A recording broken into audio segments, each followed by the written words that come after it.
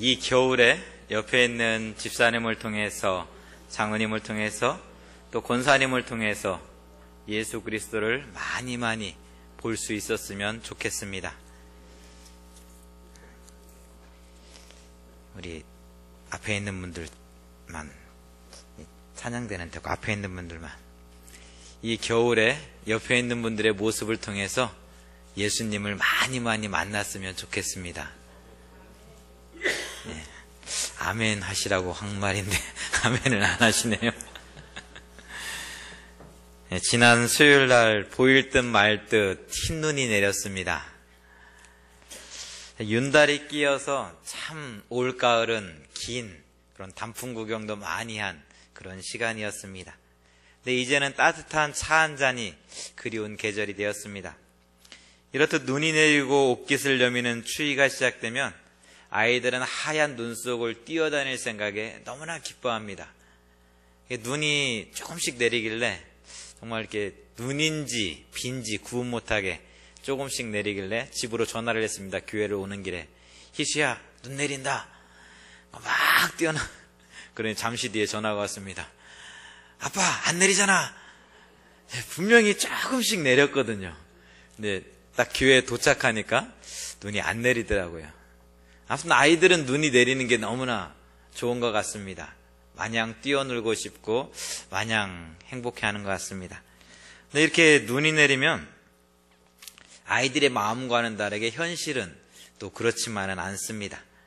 떨어져가는 창고의 연탄을 보면서 혹은 기름값, 가스값 걱정하는 사람들이 있습니다.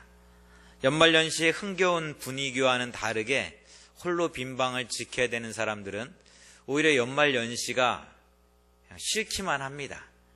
연말연시가 없으면 다 같이 그냥 조용히 지날 텐데 누구는 시끄럽게 즐겁게 막 놀고 있는데 나 혼자 방에서 홀로 있으려니 왠지 모르게 마음이 아련하기만 합니다. 시인 안두현님은 그렇게 홀로 빈방의 외로움을 이겨내야 하는 사람들에게 누군가 그 손을 붙잡아주지 않으면 안 되는 그 사람들에게 따뜻한 연탄 한 장이 되어줄 것을 우리에게 이야기합니다. 또 다른 말도 많고 많지만 삶이란 나 아닌 그 누구에게 기꺼이 연탄 한 장 되는 것. 방구들 선들선들해지는 날부터 이듬해 봄까지 조선 팔도 거리에서 제일 아름다운 것은 연탄차가 부릉부릉 힘쓰며 언덕길을 오르는 거라네. 해야 할 일이 무엇인가를 알고 있다는 듯이 연탄은 일단 제 몸에 불이 옮겨 붙었다 하면 하염없이 뜨거워지는 것. 매일 따스한 밥과 국물 퍼먹으면서도 몰랐네. 온몸으로 사랑하고 한 덩이 재로 쓸쓸하게 남는 게 두려워 여태껏 나는 그 누구에게 연탄 한 장도 되지 못하였네. 생각하면 삶이란 나를 산산이 으깨는 일. 눈 내려 세상이 미끄러운 어느 이른 아침에 나 아닌 그 누가 마음 놓고 걸어갈 그 길을 만들 줄도 몰랐었네. 나는. 그렇습니다. 내가 온전히 불태워져서 누군가 따뜻해질 수 있다면, 내 몸이 불살라져서 누군가 따뜻한 밥과 따뜻한 국을 먹을 수 있다면, 내가 산산이 으깨져서 누군가 마음 놓고 그 눈길을 걸어갈 수 있다면, 그렇게 불태워지고 산산이 으깨어지는 삶, 그 삶이 바로 그리스도 예수의 삶이 아닐까요? 그리스도 예수를 따라가는 사람들의 삶의 모습이 아닐까요? 성경을 읽다 보면 끊임없이 나 스스로 일어설 수 없는 그 사람들을 향해서 손을 내밀으라고 주님은 말씀하고 있습니다. 그렇게 그들을 사랑하며 사는 것이 그리스도 예수를 따르는 삶이라고 우리에게 말씀하고 있습니다. 누가복음 16장에서 예수님은 부자와 나사로의 이야기를 우리에게 들려주십니다. 이 비유의 결론에서 부자는 지옥에 가고 나사로는 천국에 갑니다. 근데 이 말씀을 가만히 읽다 보면 한 가지 의문이 생깁니다. 그럼 하나님, 이 땅에 있는 부자들은 다 지옥에 가는 건가요? 그러면 이 땅에 있는 거지들은 다 천국에 가는 건가요? 누가복음 16장 19절부터 21절을 읽어봐도 부자가 왜 지옥 갔는지에 대해서 성경은 이야기하고 있지는 않습니다. 한 부자가 있어 자색 옷과 고운 베옷을 입고 날마다 호화롭게 즐기더라. 그런데 나사로라 이름하는 한 거지가 헌데투성이로 그의 대문 앞에 버려진 채 그 부자의 상에서 떨어지는 것으로 배불리려 하매 심지어 개들이 와서 그 헌데를 핥더라. 어디에도 부자가 불의한 방법으로 재산을 모았다라는 표현은 나오고 있지 않습니다. 또한 부자가 거지 나사로를 괴롭혔다는 이야기도 등장하지 않습니다. 그런데 예수님은 부자와 나사로의 비유를 통해서 부자는 지옥에 가고 나사로는 천국에 갔다라고, 부자의 삶이, 부자의 모습이 잘못되었다라고 우리에게 말씀해주고 있습니다. 누가복음 10장에 나오는 서만한 사마리아인의 이야기도 그렇습니다. 강도 만난 사람들이 있었는데 제사장도 레위인도 그 길을 지나쳐갑니다. 그런데 사마리아인이 그 강도 만난 사람을 치료해 줍니다. 이때 예수님께서 사람들에게 묻습니다. 강도 만난 사람의 이웃이 누구냐라고 말입니다. 이 말씀의 결론은 사마리아인이 강도 만난 사람의 이웃입니다. 그렇다면 제사장과 레위인은 이 사람의 이웃이 아닐까요? 목사가 아침에 교회를 오는데 강도 만난 사람을 만났습니다. 피를 막 흘리고 있어요. 혼자 힘으로는 정말 살아날 수 없을 것 같습니다. 누군가 도와주지 않으면 안 돼요. 근데 저는 예배 시간에 늦었습니다. 이 사람을 도와주고 119에 신고하고 같이 병원에 가서 조서도 쓰고 막 인수인계를 하다 보면 예배를 못 드릴 것 같아요. 예배를 드리기 위해서 멀리 분당에서, 남양주에서, 인천에서, 구리에서 막 달려온 교인들이 있는데 그 교인들을 외면해야 되는 그런 상황에 놓여 있습니다. 여러분은 어떻게 하시겠습니까? 근데 주님은 강도 만난 자의 이웃은 그 사람을 돕고 치료한 사마리아인이라 이야기합니다. 언제부터인가 우리는 예수를 믿고 따른다 하면서도 구원의 가치를, 복음의 가치를 믿고 따르는 것이 아니라 더 크게, 더 잘하기 위해서, 더 많이 모이기 위한 어떤 성공신화를 쫓아가고 있습니다. 그래서 강도 만난 사람의 이웃이 사마리아인이라고 이야기를 하면서도 우리는 강도 만난 사람 때문에 부정해지는 것을 거부합니다.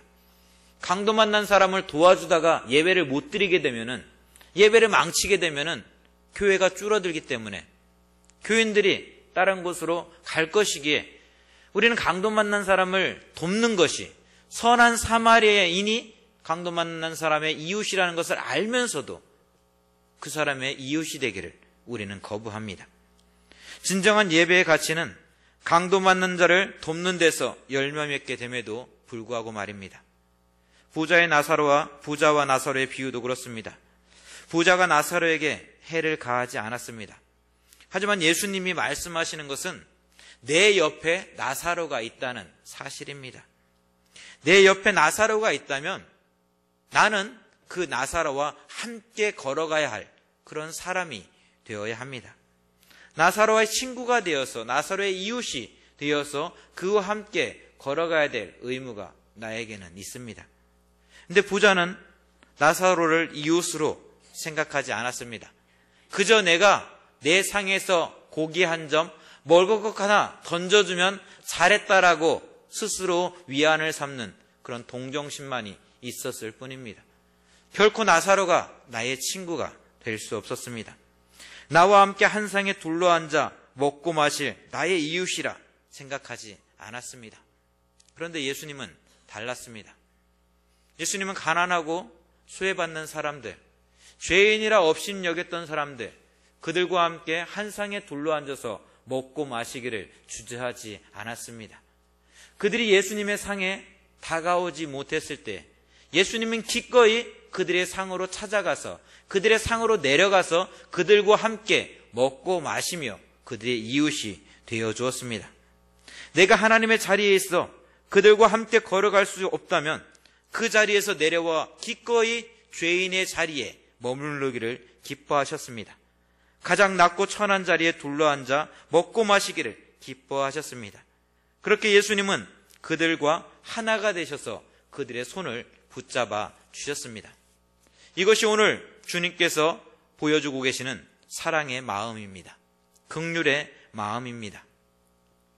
마이크 셀더는 정의란 무엇인가? 라는 그 질문에 정의란 함께 성장하는 삶이다라고 그는 이야기하고 있습니다.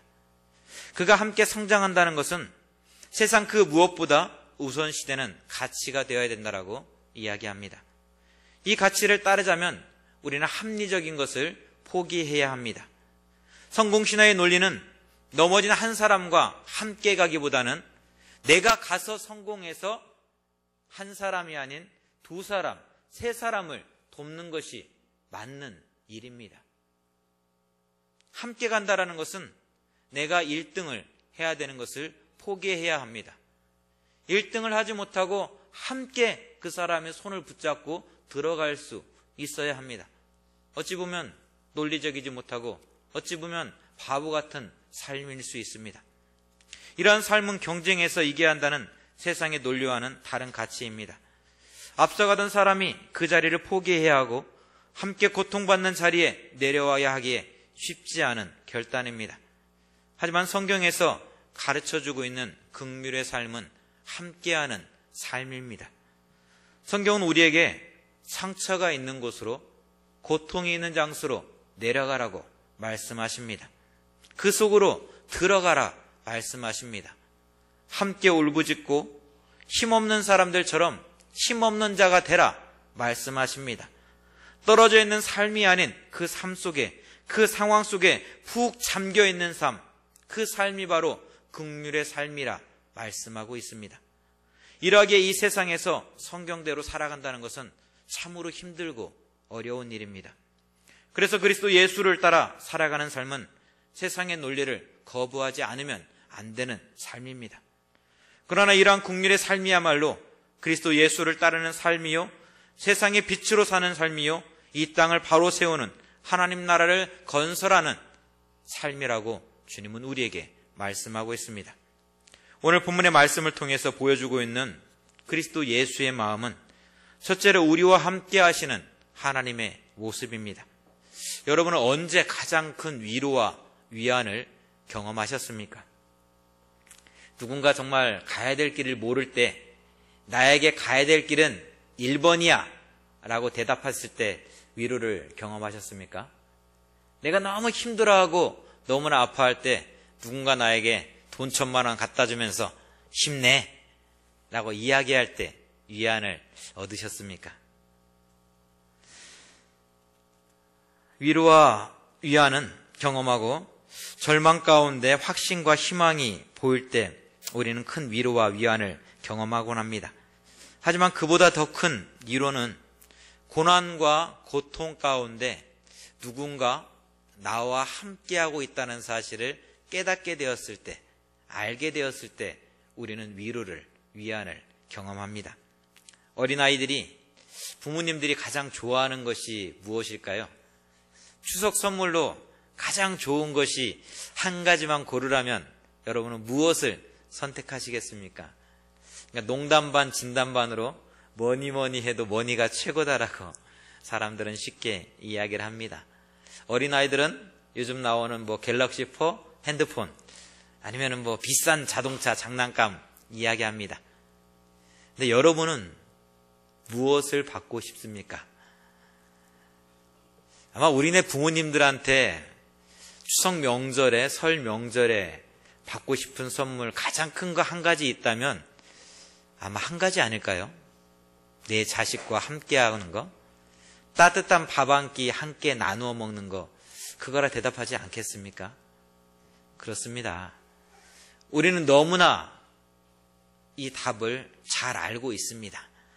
뭐니 해도 돈이라 대답하면서도 내 마음 한구석에는 시골집에 내려가야 되는데, 길이 막혀도 시골집에 가서 부모님하고 따뜻한 밥 한 끼 먹고 오야 되는데 라는 생각을 다 가지고 있습니다. 그러나 우리는 그 길을 포기합니다. 왜 그렇습니까? 함께하기 위해서는 내 시간을 포기해야 되고 또 내 즐거움을 내려놓아야 되고 내 삶을 포기해야, 희생해야 하기 때문에 그렇습니다. 정작 그들이 필요한 것은 내 삶을 함께 공유하는 것인데, 내 삶을 함께 나누는 것인데, 내 삶을 함께 나누어야 하기에 내 삶의 한 부분을 잘라내기 위해, 그들과 함께하기 위해서 내 삶의 시간의 한 시간을 쪼개어 내어줘야 하기에 우리는 그냥 돈으로서 우리의 마음을 위로합니다. 나는 이만큼 했어, 이만큼 함께 했어, 이만큼 희생했어 라고 말입니다. 하나님은 그렇게 우리의 삶 속으로 찾아오셨습니다. 자신의 영원한 시간을 포기하셨습니다. 자신의 무한한 능력을 포기하셨습니다. 자신의 전지함을 다 포기하셨습니다. 그리고 낮고 낮은 인간의 모습으로 찾아오셨습니다. 저와 여러분과 함께 하시기 위해서 말입니다. 죄인으로서 고통받고 있는 저와 여러분을 위로하시기 위해서 말입니다. 길을 잃어버리고 어디로 가야 될지 모르는 저와 여러분에게 그 길을 보여주기 위해서 하나님은 이 땅에 찾아오셨습니다. 자신의 전능함과 영원이라는 시간을 포기하고 말입니다. 주님은 강도 만난 죽었던 저와 여러분의 이웃이 되어주셨습니다. 율법의 상 아래 떨어진 부스러기나 먹던 저희들인데 복음의 한 상에 앉아 먹고 마시자고 저와 여러분을 초대하셨습니다. 그렇게 하나님은 저와 여러분과 하나 되기를 기뻐하셨습니다. 이러한 주님의 모습은 그분의 사역을 통해서도 늘 나타나고 있습니다. 예수님은 눈먼 자들, 중풍병자들, 귀머거리들이 사방에서 자신에게 찾아올 때 늘 아파하는 마음이었습니다. 며칠 동안 먹을 것이 없어서 먹을 것을 먹지 못하고 주님을 따라다니는 그 무리들을 바라보면서 주님은 불쌍히 여기셨습니다. 그리고 친히 그들에게 먹을 것을 나누어 주셨습니다. 그렇게 우리의 삶 속에 온전히 들어오셔서 함께 아파하셨고 모든 고통을 함께 나누셨습니다. 그렇게 주님이 우리 안에 함께 하실 때 우리는 예수 그리스도를 통해서 하나님을 보게 되었고 하나님이 진정 나의 하나님이심을 알게 되었습니다. 우리의 모든 죄를 지시고 십자가에 죽으신 분, 그분이 진정 메시아라는 사실을 우리는 깨닫게 되었습니다. 이 놀라운 사랑이 오늘 나와 함께하고 있기에, 이 사랑이 오늘 내 가슴 속에서 뛰기에 사도 바울은 내가 예수 그리스도의 심장으로, 예수 그리스도의 긍휼로 너희 무리를 사랑한다 라고 고백하고 있습니다. 여러분의 마음은, 여러분의 심장은 무엇으로 뛰고 있습니까? 여러분의 심장 가운데, 마음 가운데 긍휼의 마음이 있다면 그 긍휼의 마음과 함께 예수 그리스도가 여러분의 심장과 함께 뛰게 되는 줄 믿습니다. 긍휼의 마음 가운데 내 심장 가운데 가득할 때 예수 그리스도의 마음이 내 마음 가운데 가득한 줄 믿습니다. 둘째는 종 대신 하나님의 모습입니다. 연약한 인간은 나보다 더 건강한 사람을 통해서 건강을 기대합니다. 더 힘 있는 사람을 통해서 힘을 얻기를 우리는 소망합니다. 하지만 예수님은 자신을 비우셨고 스스로 종된 모습으로 우리에게 찾아오셨습니다. 그렇게 연약한 종의 모습으로 오셔서 지배하는 권력의 영향력 아래 똑같이 굴복하셨습니다. 인간이 경험하는 모든 두려움과 고통을 그분은 경험하셨습니다. 그뿐 아니라 인간이 경험할 수 있는 가장 큰 두려움인 죽음 앞에 그는 맨몸으로 맞설 수밖에 없었습니다. 평범한 인간의 모습이 아닌 가장 심하게 거부당하고 실패한 인간의 모습으로 이 땅에 찾아오셨습니다. 이 모습은 분명 그들이 기대하던 메시아의 모습이 아니었습니다. 아니, 오늘 우리가 원하는 그런 메시아의 모습은 예수님의 모습도 아닐 것입니다.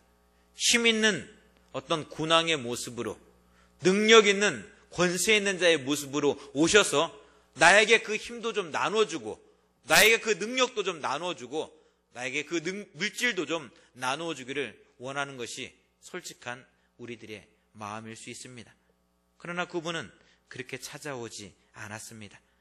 다윗 왕권의 강력함을 가지신 분을 기다리고 있었는데 주님은 오히려 낮고 낮은 종의 몸으로 찾아오셨습니다. 그렇게 찾아오셔서 내가 너희와 온전히 하나가 되었다라고 되고자 한다라고 우리에게 말씀해 주셨습니다. 보여주셨습니다. 이러한 주님의 모습은 우리가 원했던 곳, 더 높은 곳, 더 좋은 곳을 지향하는 삶이 아니었습니다. 신학자 칼바르트의 이야기처럼 높은 곳에서 맨 밑바닥으로, 정복에서 패배로, 부유함에서 가난함으로, 승리에서 고난으로, 삶에서 죽음으로 내려오는 그러한 모습이었습니다. 특권자의 위치에 서서 허리를 숙이고 동정을 베푸는 자의 모습으로 저와 여러분에게 찾아온 것이 아니라 종된 모습으로 찾아오셔서 저와 여러분과 하나가 되었습니다. 이러하기에 우리가 예수를 따라가고 예수의 마음을 닮아가고자 할 때 나를 비우지 않으면, 온전히 겸손해지지 않으면 안 되는 것입니다. 이 길은 세상의 관점에서 보면 부자연스러운 길입니다. 어려운 길입니다. 그러나 주님을 따르는 자들에게는 너무나 자연스러운 길입니다. 그 이유가 무엇입니까? 우리 주님께서 걸어가셨던 길이 나를 비우고 나를 죽이고 온전히 종된 모습으로 저와 여러분을 섬겼던 길이기 때문입니다. 우리는 그렇게 종됨의 삶을 통해서, 겸손의 삶을 통해서 그 자리에서 함께 하시는 하나님을 만나게 됩니다. 왕의 자리에서는 만나지 못했는데 상 아래 내려와 헐벗고 굶주린 자리들의 친구가 되었을 때 그 자리에서 함께 하시는 하나님을 우리는 만날 수 있었습니다. 내가 의인이라고 이야기할 때는 하나님을 만날 수가 없었는데 나는 하나님의 도움이 없이는, 예수 그리스도의 십자가의 보혈이 아니면 살 수 없는 죄인입니다라고 고백하며 나 같은 죄인 고백하며 무릎 꿇었을 때 우리는 그 자리에서 하나님을 만났습니다. 내가 하나님을 만난 자리는 왕의 자리가 아니었습니다. 내가 하나님을 만난 자리는 겸손의 자리였고, 내가 하나님을 만난 자리는 종의 자리였고, 내가 하나님을 붙잡은 자리는 죄된 자의 모습이었습니다. 그 자리에 하나님이 계셨고, 그 자리에서 하나님이 만나주셨고, 그 자리에서 하나님이 나를 위로해 주시고 다시금 붙잡아 일으켜 세워주셨습니다. 그래서 세상은 이해할 수 없는 이 길을, 세상의 가치로는 도저히 받아들일 수 없는 이 길을 우리는 나아갑니다. 그것도 기쁨과 감사로 나의 모든 것 다 내어 던지면서 말입니다. 그 자리에서 사랑하는 주님을, 나의 구원자 되시는 하나님을 만났기 때문에 말입니다. 사랑하는 성도 여러분, 예수님이 십자가를 지실 때 세상은 그를 조롱하였습니다. 가장 낮고 천한 자리에, 거부받는 그 자리에 섰을 때 세상은 침뱉고 모욕했습니다. 그러나 그렇게 십자가를 지었을 때 하나님은 그를 지극히 높여 모든 이름 위에 뛰어난 이름을 주셨습니다. 하늘과 땅의 모든 권세가 그의 이름 앞에 무릎 꿇게 하셨습니다. 모든 입으로 예수는 그리스도라 시인케 하셨습니다. 그래야 하나님 아버지께 모든 영광을 돌리게 하였습니다. 세상의 가치는 도저히 국률의 하나님을 이야기할 수가 없습니다. 세상의 가치로는 국률을 어떻게 표현할 수가 없습니다. 내가 죽지 않으면은, 내가 그들과 함께하지 않으면은, 내가 종이 되지 않고서는 그 마음을 표현할 수가 없기 때문에 그렇습니다. 어미의 품속에 있는 아이를 향해 젖을 먹이며 기저귀를 갈아주며 젖 먹이는 삭슬, 기저귀 갈아주는 삭슬 생각하는 어머니는 아무도 없습니다. 내 아들이기에, 내 딸이기에 내 몸이 녹아내려져도, 내 심장이, 내 콩팥이 녹아내려지는 한이 있더라도 우리는 그들을 사랑하고 그들에게 젖을 먹입니다. 그것이 어머니의 사랑입니다. 그것이 긍휼의 마음입니다. 하나님이 그렇게 저와 여러분을 사랑해 주셨고, 저와 여러분에게 이 겨울 정말 긍휼이 필요한 그 자리에 찾아가라 주님은 말씀하고 있습니다. 구역장으로 또 권찰로 여러 재직 부서의 일꾼들로 세우는 일들로 교회가 참 분주한 가운데 있습니다. 구역장이 어떤 사람일까 요즘에 참 많이 생각을 합니다. 정말 힘들고 어려운 일입니다. 쉽게 생각해서 좋은 식구들 많이 붙여주면 참 좋습니다. 근데 교회에는 잘 모이고 예배 잘 드리고 밥 잘 사는 사람들만 있는 것이 아닙니다. 밥을 얻어먹어야 되는 사람들도 있고 예배 드리기 힘들어서 늘 도망다니는 사람도 있고 한 달에 한 번 모이는 것 안 모이겠다라고 나 건들지 말라고 하는 사람들도 있습니다. 그 사람들을 누가 붙잡아 줘야 될까요? 그 사람들에게 누가 손을 내밀어 줘야 될까요? 좋은 사람들, 편한 사람들만 함께 있기를 원한다라면은 그럼 내 손은, 내 발은 무엇을 위해서 있는 것이냐라고 주님은 오늘 저와 여러분에게 묻고 있습니다. 추워지는 날씨 가운데서 주님의 긍휼의 마음으로, 주님의 사랑으로 옆에 있는 분들을 서로 섬기고 이웃을 섬길 수 있는 우리 대양의 모든 가족들이 되어지기를 원합니다. 그래서 대양교회를 바라보면서 대양의 식구들을 바라보면서 그래도 세상은 아직 따뜻하구나. 세상에 소망이 있는 것은 대양의 성도들이 있기 때문에 이 나라, 이 민족 가운데 소망이 있구나 이야기할 수 있는 그런 하나님의 사람들, 하나님께 영광을 돌리는 저와 여러분의 얘기를 주님의 이름으로 축원드립니다. 같이 기도하겠습니다. 하나님 감사합니다. 죄로 인해